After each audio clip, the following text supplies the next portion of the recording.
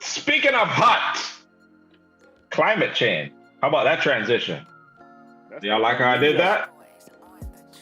Uh, Yeah. so you know what?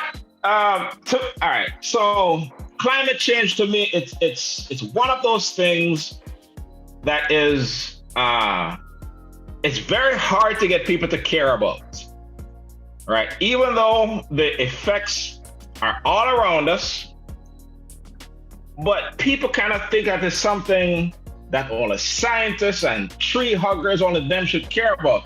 Because I don't, and so, it's just from a discussion I was having, this past week. It's like, we need, because as important as this is, we need to kind of use this platform to bring it down to a level that average, everyday people can understand and see how it is affecting them, whether they know it or not, right? So for us here in the, in the Gulf Coast, what we know about is hurricanes, right? We get hurricanes and hurricane threats all the time. That's how, people understand that, and how the number of hurricanes may not be much different, but the intensity and strength of them are getting worse. And it has, the impact it has is, catastrophic. So again, those of us here in the Houston area, we remember Hurricane Harvey. Everybody, so much people, that's the worst I've ever seen. So many people's house flood out and what have you. And that's considered what they call every 100-year flood. Right? Harvey, you said is the worst. Do you remember Alicia? From a water standpoint, Harvey is by far the worst. I remember Alicia. Alicia put out our lights for a couple of weeks. That was like right after we moved here. But it wasn't. It wasn't enough. We didn't have to knock out all the walls out of our house. I think you know what I mean? That's why it was more impactful for me, 'cause we all just moved here at that time. Yeah. I was like, hurricane. Yeah. Yeah. So send me back to New York in the snow. I'll take that any day. Yeah, and so Harvey, as bad as that was, and as much as it destroyed the city, some people still haven't been back to normal since. That was 3 years ago. They're saying that every 100-year flood could now happen like every 15 years, right? And people don't realize that is because of climate change, with hotter and hotter oceans, which makes stronger and stronger storms, makes the wind worse, it makes the precipitation worse, it results in billions of dollars of damage. That's what we can relate to here in the Gulf Coast. On the West Coast, if you look out there right now, I mean, it's like something out of a movie. In California, Oregon, and whatever, the whole millions, like 2 million acres have burned. Yeah, it looks crazy. You know what I mean? So, there's a whole bunch of numbers I can throw up about and what have you. But the evidence is all around us, but I don't think people really get it, and they do not see how we are on. Like this is like an existential threat to humanity. You know what I mean? So, with that as a background, what do you think that we need to do to make this issue more real to people? So it's not just some abstract concept that's going to happen 100 years from now. It is happening now. We're feeling the effects of it now. People are being displaced now. Where they can't live where they used to live. They can't set up a stall by the beach to sell food and excavate fish and whatever, because the sea level is rising. So now they have to move back some, and they're not up on the road. It's real. So how do we make this connect with average everyday people like us? Especially, I'll start off with you. PV. Well, hear that good now. The only way to get people to listen is we get the government to listen right off the bat. And a lot of these, I don't like that. I don't like that answer. but here me I say, a lot of these people, you know, a lot of the negatives that they have towards climate change. I repeat it because they hear maybe the president or officials in their neighborhood 100%. talking. Yeah. And they don't really know the ins and outs like the government do, but because the government are the nicest to happen, them start repeat it too. And if we can't get the government to start up on the same page as people who are living in a real world, it will never happen. It's not gonna happen. So we have to get the government to change them tune first. Right? Because that ain't never gonna happen. So what's the other option? What you said that? Well, here's the thing, and I'm not sure if I'm even gonna I'm sure I'll answer the question, but not directly. I think while natural disasters to a certain extent are in fact inevitable, I think most of what we're having, especially in Texas, you see all of this land development, not a good thing. It's good for the developers because you'll make your money. Yep. The other thing is, fine, you can build on these places. So now we're living in a concrete jungle. And I think the governances, as far as the city group or councils are concerned, I don't think they're putting and stressing enough on drainage. Okay, you have to think about your drainage because when we do get hit, it doesn't matter if it's once every 50 million years. That once every 15 million years can really set a bunch of people back, for several decades. So I think that's a huge part of our problem, the cutting down, and then, we're not offsetting with these type of measures. The drainage is horrible. It's horrible. And that's one of the reality. We can't necessarily stop the hurricanes, even if we had the trees. That's natural disaster. But, okay, you cut the trees down. What are you doing in those instances to offset the damage that comes with a natural disaster? And then the unfortunate thing is the homeowner gets stuck with that problem. And it's not right. And the builder now pocket that money and he's gone about his business. It's not fair. Yeah. Excellent point. I'm with the good doctor on this one. Because that's the point I was going to bring up. Because good Reverend Doctor. Good Reverend Doctor. Deacon. All right. So I brought up Alicia, and that was in, let's see. Alicia. 84, I think. 84, 85? 84, 85. Like we're on that. Okay. I was like a year old. All right. Yeah. So, which I think was a worse storm than Harvey was. Shit. But no, hold on. The good Reverend Doctor brought up the point about the land development and drainage. And I really think that is the reason for the mass flooding that we are having at this point right now. Because think about it, in Houston, we've had storms year after year after year after year, and it hasn't done the damage that Harvey actually did. And if you look at some of the developed areas that were the hardest hit by Harvey, like for example, Katy, and I can tell you this for a fact. Katy is below sea level, okay? All right, and there's some, what do you call it, especially live out there, there's some dams and levees out there. Yeah, there's a dam over there. Right that they actually had to open up and release. And flood out people on purpose, okay? And you have to think about how old Katy. I understand, but they knew this land was under sea level and developed it anyway. You understand what I'm saying? And didn't account for the drainage situation. Okay, greed, man. Of course. So you got to think about how old Katy is. In 84, 85. Was Katy even? I mean, there was old Katy, but that was a bush out there. Wasn't even exactly. It wasn't even existent. Matter of fact, if I think about it correctly, from our path all the way down, Highway 6 was a two-way road. It was like a dirt road. It was. Okay. From where I am right now, Fort Bend Tollway wasn't existed all the way up to Katy on pass. It was a dirt road. So development has to do with a lot, and the planning has to do with a lot of it.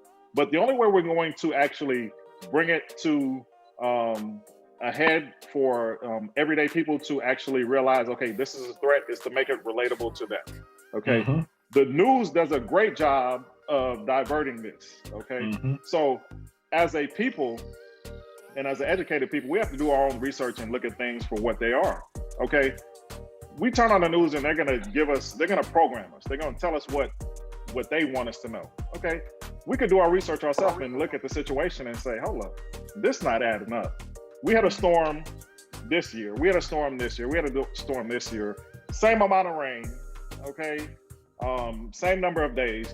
But in this situation is where, you know, we have to open levees and it floods and things like that. The same thing goes for Louisiana.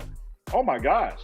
I don't know what Louisiana is going through. They need to pray or do something, but every time, you know, you look around, there's a storm hitting Louisiana, you know, and they're not prepared.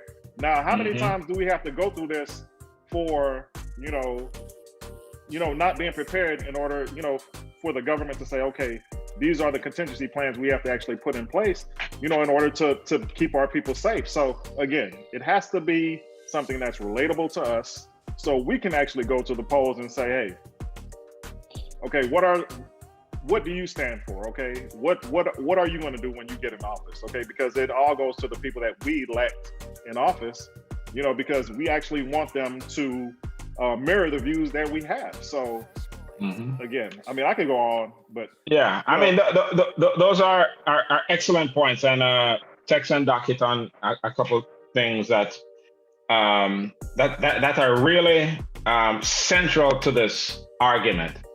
What we're talking about is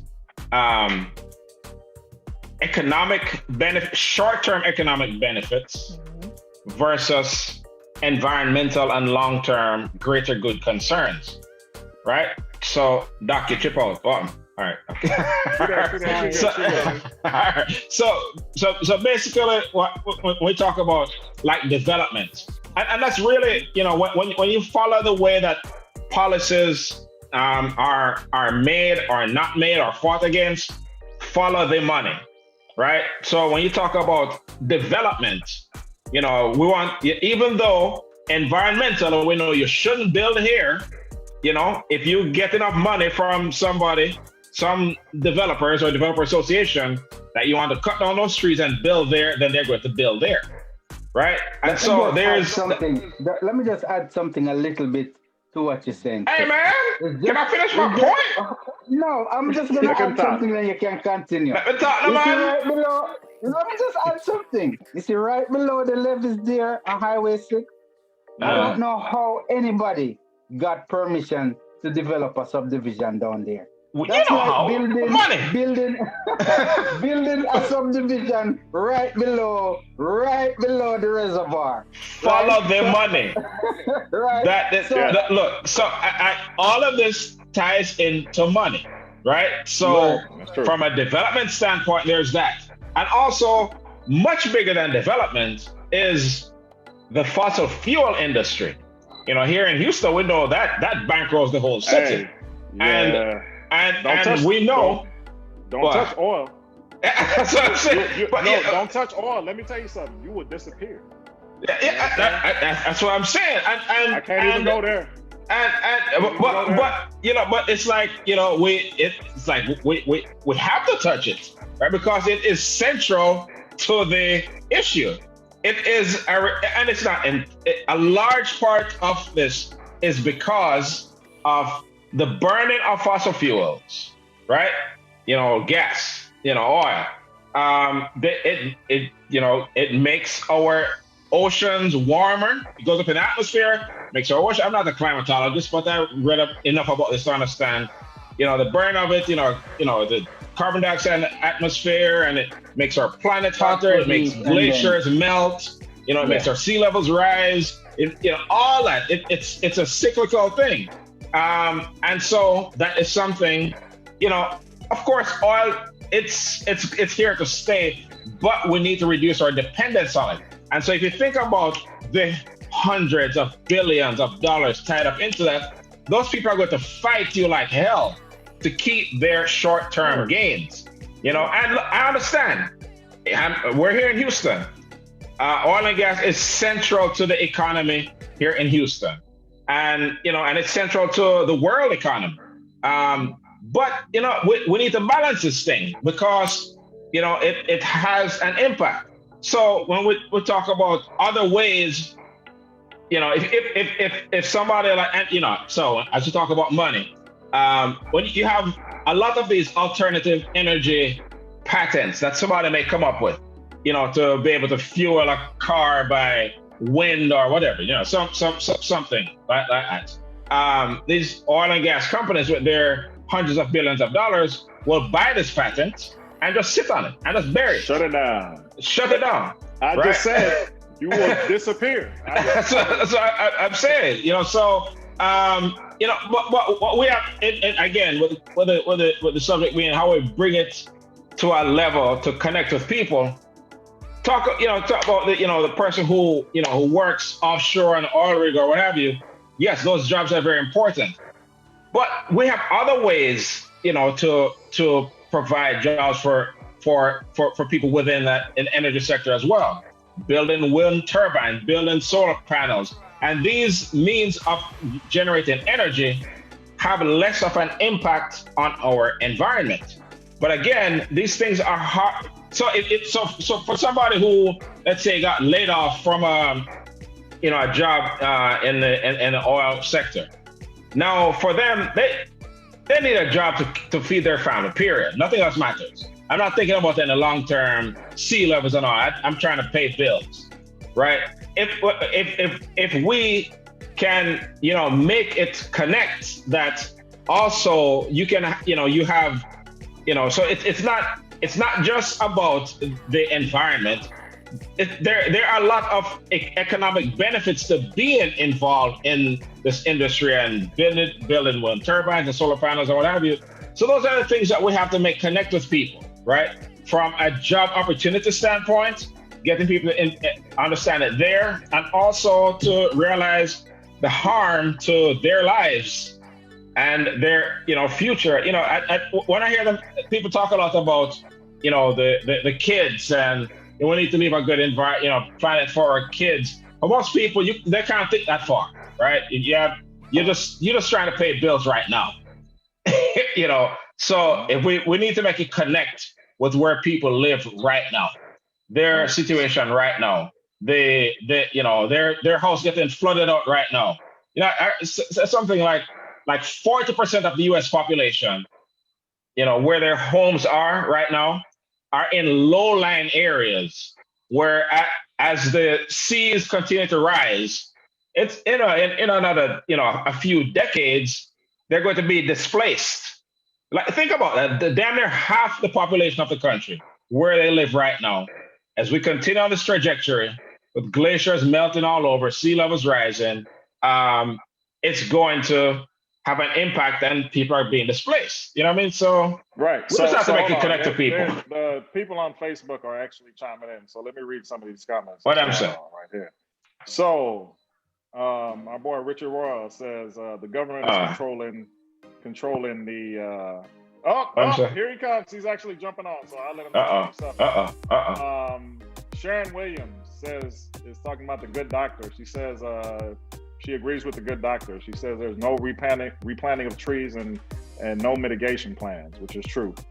JoJo, Wagwan JoJo, she says she was born in 84. She was actually tell JoJo to vote. Tell her so when I listen to her until she start vote.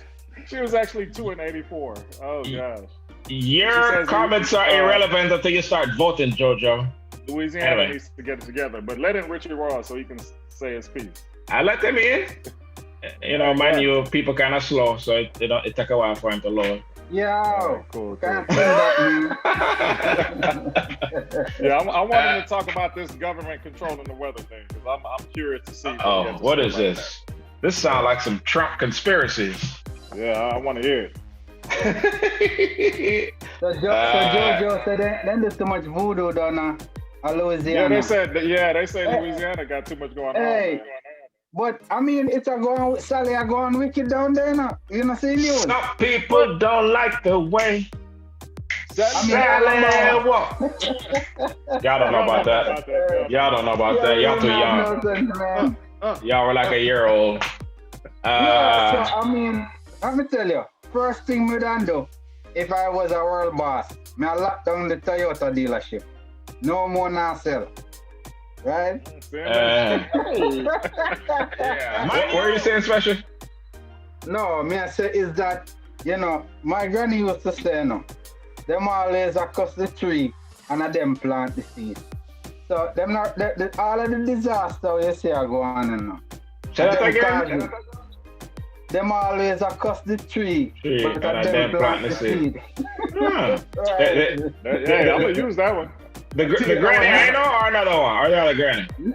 I only the granny that you don't know, man. Okay, hey, okay. For them in my youth. I know, man. Yeah. We should actually write a book because the granny wisdom is untouchable. Yes, man. Hey, I have a whole bag of them. Mommy write down a whole bunch of them for me. Oh, Lord, we need to do that. Yeah, man. So, you know, the issue is none of them now got take the responsibility, so them have nothing to do with it. Right? Everybody are gonna say, yeah, it's gonna happen anyway. You know, I mean, some people are gonna say, yo, that is what God wants. You just get punished for no evilness. But nobody now gonna take responsibility. Say, look, Louisiana. if we treat the planet, that's look so bad. I've heard people say that basically, with everything going on right now in the United States, really the world, but specifically the United States, where we are, with COVID, with the racial strife, with the hurricanes, with the fire, you know, it's basically comeuppance, right? For living a dirty life since the foundation of this country. You know what I mean? That is, you know, it's time. You know what I mean? And the thing we're going through with Trump, all of it, right? We just throw all of this on your doorstep and say, stop living them dirty life there. I'm here to reclaim my kingdom. My little brother tell me a couple earthquake almost tsunami happened a couple weeks ago. Right? Where? Jamaica? Yeah. Earthquake. I didn't even hear about that. Yeah, man, and them say because I dirty pass of them down, they won't behave themselves.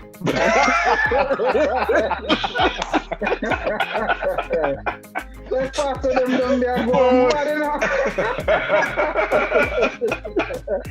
Yo, no, church, nothing go on. Yeah. So man, say, yo, God decided to shake up the parts of them, shake them up a couple times because they don't understand how to run things down there. Right? What's the pastor them? Whooping our head, see? You have one pastor, I get so much church sister pregnant, and them the kind of thing. I mean, I say, hold on. I want pastor get so bad a yard. That's not new. There's nothing new under the sun. Yeah. That's going from Adam them. They left me out as a teenager, my youth. None of my pastor them never did do them the things there. Well, that you know. Yeah, you don't know. You know. We don't know that. You see, what has brought all of this to the surface now is technology. Okay? Mm-hmm. I can be in Kingston and I can hear about it living in Clarendon. Yep, right? Yep. By you just spreading that. So it's just a technology that has now pre-exposed or brought everything. Yes. Together. It's always been around. That's been going on. We just didn't know about it. When me I grew up, the baddest pastor down there did Pastor Blair, and he have been think funny hip. And everybody in that church misbehave. Right? Anybody space with him, you tell him me have my sword right at all. Right? But me know the pastor them are going wicked down there, man. Hey, but you know what we have to pastors are people. They're just people. They're just like any other, accountant or gym teacher or whatever. They have the same flaws. Under the blood, my youth. You're supposed They to cover under the blood. They just to cover them. That my man and woman same way. Yeah, Richard anyway. Rob, let me hear about this government running the West. What conspiracy you have now? Yeah. Conspiracy. Me not a conspiracy, you know. So you have to talk about oil rig. I mean, I don't know what you know about oil rig if you ever see one in your life, you know. But I know how I've worked in the industry for years, I tell you that. Anyway, go on. What's your conspiracy? Ain't no conspiracy. All I know is the weatherman tell enough lie, because sometimes you see you check your weather and all of a sudden rain start fall. True. How? It's not lie. It's climate science. All right. What confirmed it for me, you know, was when you see about the day. So hold on. So you say the weatherman lying to us? Let's go back up here. He gets wrong, man. Right. On a line, like I guess he gets wrong. Okay, like Trilla is science that. This is what I said. One time you would from Chula when they are China, right? And they go big race. And one bag of rain did go come. Why China man them do? What them do? They rescheduled it. They reschedule the rain.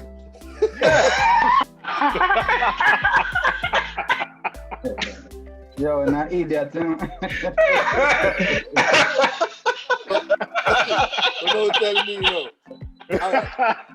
All right, talking about oil rig, right? Me dip on the oil rig when that hurricane Harvey come and use that, right? And what I did there, what? I said, okay, the hurricane will go to Corpus Christi down south and then go up. Explain to me now how the hurricane or the rain from the hurricane just park over Houston for 3 days. Because that's science. Life, man. That's science. Look, I mean, and they always say with these storms, like, this is the path it is on right now. That don't mean that's exactly what going to happen. Because they always give those disclaimers that they can move this way or that way. But, you know what I mean? It's not 100% exact. This is going to happen. But, you know, that's why you say, you know, you have a percentage chance of rain. It's 60%. And sometimes it's a 60 and it rains for 3 whole days. Sometimes that's a 5%. I mean, but it's an inexact science, but it's science-based. They're not just guessing and reschedule the rain. So why should we rely on it? I know exactly what he's talking about too, because that's what I know. That's why I said they rescheduled it, because nothing happened. But anyway. Nothing happened that day, right? Nothing happened that day. When media things say, yo, I race a car around, you know. Well, something like that, you know. The Chinese man them say, hold on. The youth from Trelawny is here. We have to make sure the youth from Trelawny. No other like this. So the China man that put the rain on pause. Yeah. Well, whatever, man. I think the good Reverend Doctor had something to say. No, I was just saying though, in regards to that forecast, I guess he was probably addressing what was that last one that was supposed to hit us a couple weeks back? Yeah, a couple weeks ago. Yes, Laura, right. I mean, it's just there are several variables that determine where the wind blows. So if it's too hot out there, it may speed you up. If it cool down, you know, it slows it down. It's just so many different variables that can cause it to turn. So, you know, it's not an exact science, unfortunately. So it's just one of those things. I believe, this is my opinion, I'm not saying a factor, I'm just saying my opinion. This here comes. Scientists have studied so much for so long. They have developed different ways to kind of change the trajectory every now and then. That's my opinion. Yeah, that's definitely an opinion. If a Chinese man never change it, no friend China. China man never change nothing, man. Well, maybe we need the Chinese science man then, right? Because them science man strong. Hey, I lied, y'all. What we need is them to get the headline on this COVID.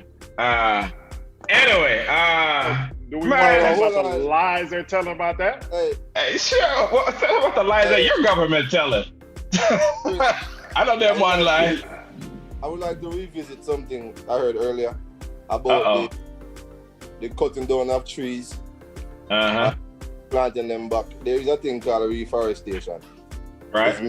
It's mainly used in the sawmill industry when they cut down and such, mahogany and such. So there is a method. Everybody just don't use it. You understand?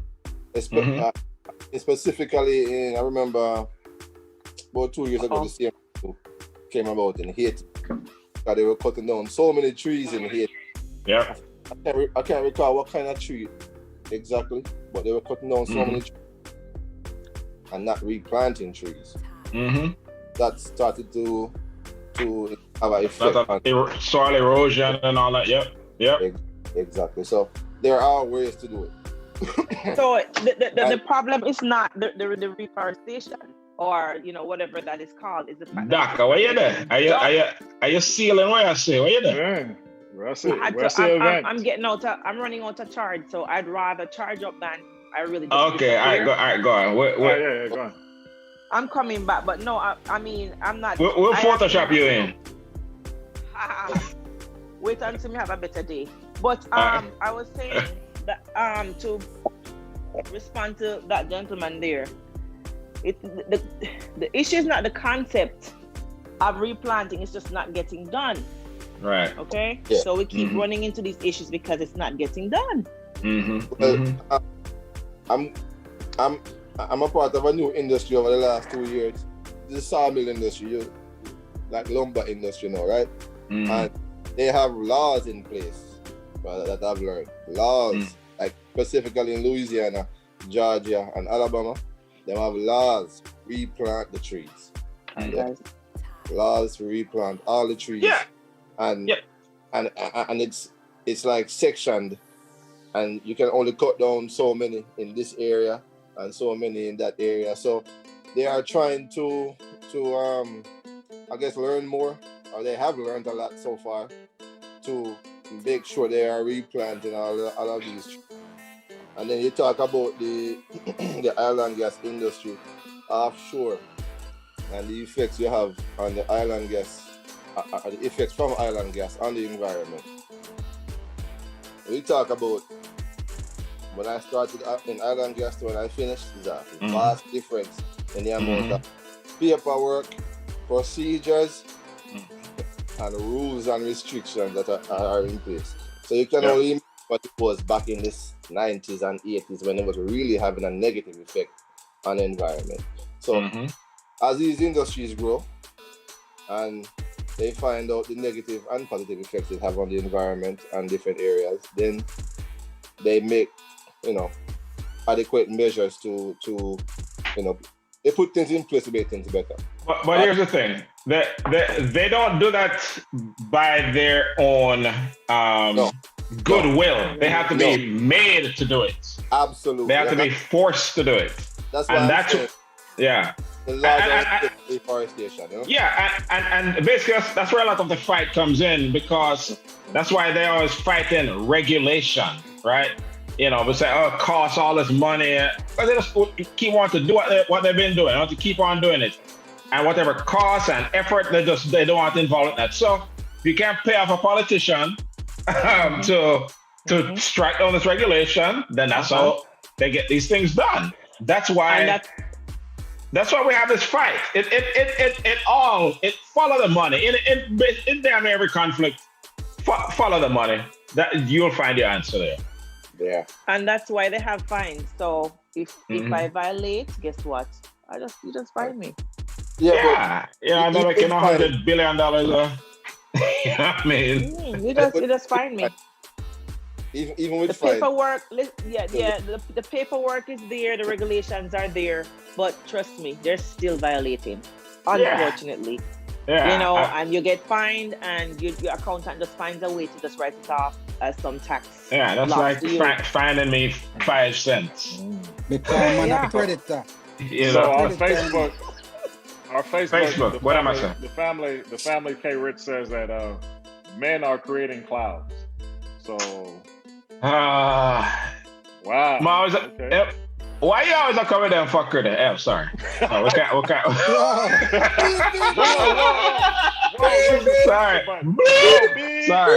Sorry. We'll bleep it out on the rebroadcast. K-Rich, stop your nonsense. No, Anyway. he said he gonna find it. I'm gonna have him I don't think it's nonsense. No. What them saying? What them saying? I think they do Hold on. create He said he gonna find it. As soon as he find it, we gonna jump on. That's a Chinese. Anybody? Making cloud. Okay. The purpose of this is to give everybody a voice. So if you have something to say, okay, hey, we will let you in so you can plead your case. I want to hear, just like Shane said, and I was like, hey, jump on. I want you to say what you have to say. Hey, K-Rich, if you I know you watching, find out what you have to say. Jump on. I want to hear it. Most people want to hear it. It's good news. Let's go. Doc, agree with them. Go on, Doc. What are you saying? No. I mean, that's old news, though, guys. What? Back when we weren't having enough rainfalls, they do make rain clouds.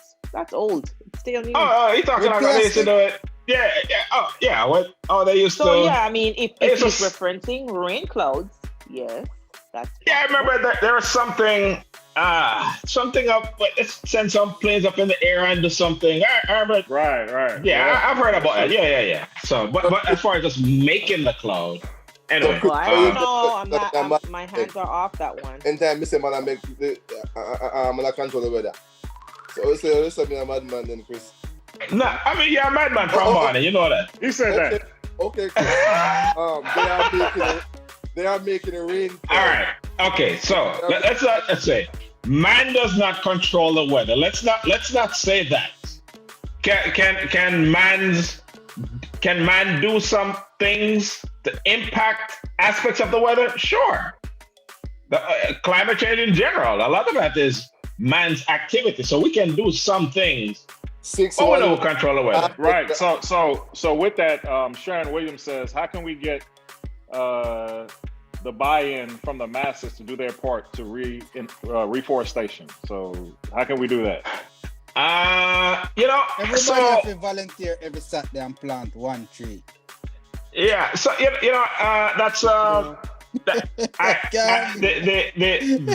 the genesis for this segment came from, you know what, we just need to, a lot of it begins with information. Right? We don't have all the answers here. None of us are scientists or climatologists here. We're just people running around paying bills, doing our work. But with what information we do have, we can put that information out there and educate people about it based on what we know, to make it connect with them so that they can do their independent individual research. Think about the things that they can do, from recycling to planting a couple trees in your backyard, those sorts of things. So I think as individuals, it just needs to make it real to us, right? And then start from there. We don't know the full solution. We know it's going to take more than just individuals doing things. It should happen on a big business level, on a big government level. That's going to have to happen. Put in some new standards for automobiles and all that. These things have to happen.